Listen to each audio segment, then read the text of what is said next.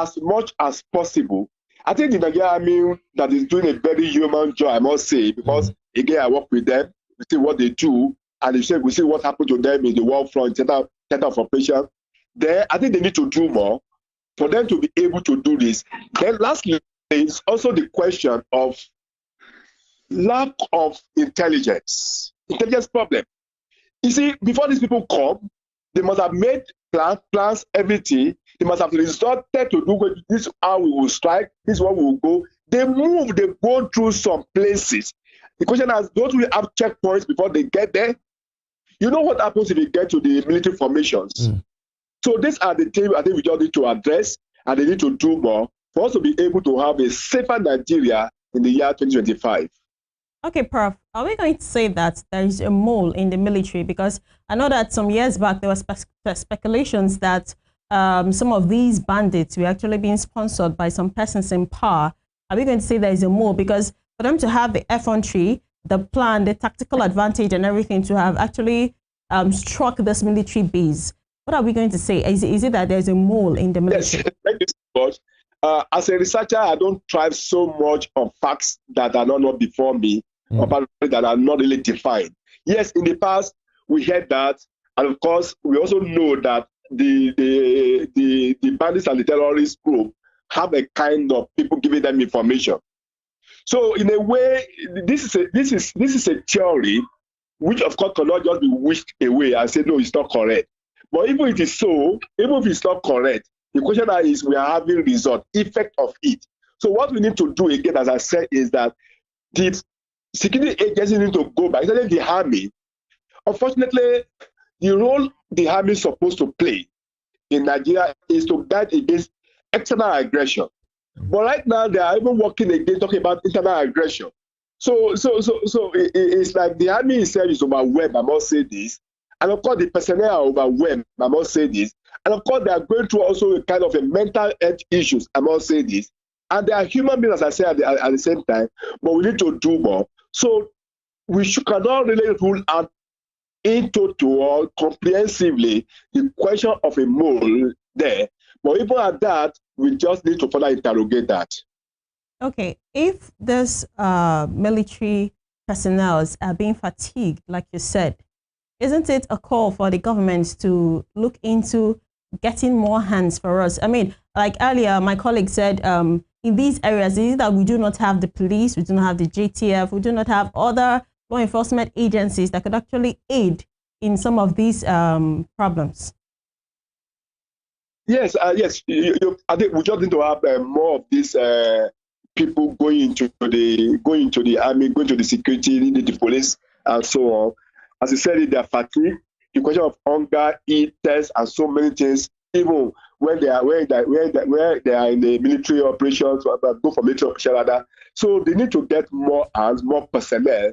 Then motivate those that are on ground. At least they are doing human job. They are doing very well. And when they come back, do we really recognize and salute what they have done the last 6 months or even 2-3 years in the war front, in terms of operations? So we need to address this and get more personnel. And again, not only getting more personnel, getting more on logistics, then to be able to assist them, to be able to do the war, fight the war against terrorism in Nigeria and banditry.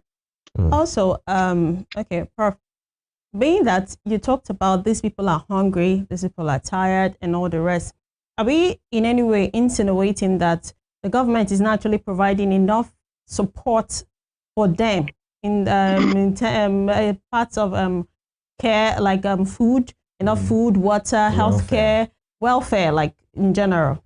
No, not that. You know, when you are in the war front or theater of operations, supply of this thing may be very difficult to get to them. Yeah, they go. They also have support, coming area support, of course, people that also go artillery and so on and so forth. But at a point, you plan to stay in a theater of war operation for about 3-4 months, but that is not getting to up to a year. It's all about the supply. How do you bring the supply? You must have cleared some way before you get to where you are going, camp there. Then where you camp, where you have cleared, of course, you put people there to be able to ensure that bandits and enemies are not coming again. But at a point, they will run out of supplies. So it's not that the government is not doing enough. The government is doing enough, I must say that. In fact, many of them, they told us from the interview we had that the government is doing enough. But what we are saying that fatigue will surely set in after a number of period. And the reason why, talking about the recommended international of something, you can't stay in a war front for more than 3 or 6 months. No matter it's more than 6 months, something else coming. But for them to be able to replace them with another formation, there could be issue. There are many formations as well. If a formation is there, some people are there waiting. When they come, another one will go. But the period in which they stay in the theater of operation is longer, and for that very reason, fatigue setting and many other things setting, missing their loved ones. Imagine you being in the theater of operation for months. You've not called your spouses, your children for months and weeks. But you are there for you to make a phone call. You have to climb the mountain or climb the tree to make a phone call because of lack of signal. And these are issues. This could demotivate them. So efforts must be made to address all these issues to even help the personnel. They are doing well. They are doing fantastically well. But again, they need more support, cooperation for them to be able to deliver. Thank you. Right. And, still talking about the overrunning of the military base in Borno State, one will say the military is one organization all over the world that, one should calculate the cost and be ready for consequences before you make a move against them. Now, this is one too many. You have said it as well. It happened in Kaduna.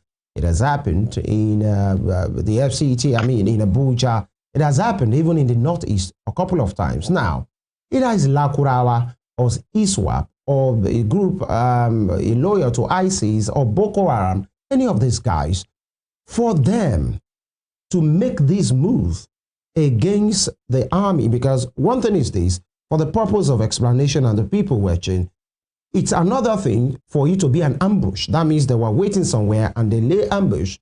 It's another thing for these army guys to be traveling or they are working and somebody, attacks them. But this one, they left wherever they are and they came against a base and overrun it. And nobody needs to tell you that they will have carted away very important and expensive military grade kind of weapons, which is an armament to them again. Do you find these things embarrassing and ridiculous on the military institution that these kind of guys that they are called ragtag at some point, I don't think they are ragtag again, maybe they are more sophisticated than we give them the credit for, the criminals. Do you find it ridiculous, or it's just one of those things? It happens. Thank you so much.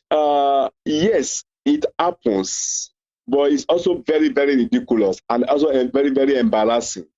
If those who are supposed to provide security, people, you know what it takes before you get to army information, the kind of checks you will go through. You know what it takes, even the kind of barriers you will go through. But when these people now have that tenacity, that audacity to move in, I think it's not just a personal embarrassment. I would say it is a national embarrassment. I must say it. That it doesn't also portray us very well as a country. That these guys can come overrun a military base. It shows a lot. As you have said, of course, that's what will happen. They will cut away. They must have cut away so many things, which they will further come and use against innocent Nigerians and other villagers. So these are things that the Nigerian army needs to also work again, rework the strategies, the logistics, rework the reconnaissance, rework also the intelligence gathering. Again, I think in every military formation or basis, I think you can also not do but have the kind of intelligence. Even talking about community intelligence. When you say community intelligence, the community you are, leaders are there. They are, of course, working with leaders too, you have to be very, very careful too. Some of these so-called community leaders too also are a kind of spies for these bandits, for these terrorists. Of course, they get paid for it. Prof, sir, if I may quickly butt in here, you have talked about the people and the leaders and the community people. do you think the Nigerian Army, the Nigerian Air Force, the military formations, and the architecture, especially in this fight against this extremism that we are seeing, do you think they have the support of the people? Does the people trust them enough, to say we have piece of information? Because there have been incidents in which some community residents will come and give information to the military, and the military will act on the information. And after some time, these criminals will go and gather, regroup, and attack such communities, massacre them in the most gruesome way to show that you gave information. You people should not try it again in your life, and you are being punished for that kind of situation. So where does the people stay in all of these? Who should they trust when they come out with this information? And do you think with the psyche, with the terrorism and this violence being wreaked on the people, do you think the people are still emboldened to come forth with information, knowing fully well there might be repercussion or consequences? Yes, thank you. You see, we are having a kind of an either-headed war that is multifaceted. If the army is doing a very good job, as I said, then you can't win war against terror groups or bandits without also the help, the support of the community. Mind you, the personnel are going to a place they are not really familiar with. Of course, they will do a kind of surveillance to be able to know what is in that area. But ideally, and of course, as expectedly, they need the cooperation of the community. Unfortunately, as you have said, the community will provide information. These people will get to know that the community provide information, and they go back to overrun the community. So it's a problem. The question is, how do we balance this? Kind of a thing for us to be able to provide information for the military security personnel, then for the personnel also to share the information among other security agencies. Then you will get these people secured after providing the information without having any repercussion or counter effect against the community that provided the information. These are the issues we just need to address. And ideally, I think there must also be a kind of what I refer to or call simultaneous cooperation between the military, the community, or between the security and the community, and as much as possible provide information. Even when you provide information, the military should not leave, or the security agency should not leave this community alone. At least make sure that the bandits or the groups is totally wiped off. And of course, that get a military base in that for information in that community to be able to provide the community. If they don't do this, of course, there will be counter effect of providing information to the military by the bandits. Okay, Prof, with all that has been happening with these bandits attacking villages and communities, Nigerians or people would naturally say that, okay, this is actually a case of banditry. Now we're coming to the case where these people actually attacked a military-based camp. Isn't this showing a form of reluctance on the government's part, being that these people are well aware that in this country or our governments are slow to response? Because if we want to link it to other sectors of the economy where people have to complain about calling on the different sectors when there is an emergency and there's this slow response to coming, does it show that these people already know that, oh, if we do this thing, we have a particular time, within this time, we know that there's nothing that can be done in this country, or there's nothing that can be done within this particular frame of time to actually help out or help the military out of that? No, I do not think so. I do not think so. Not in any way. I do not think so. I think ideally is these people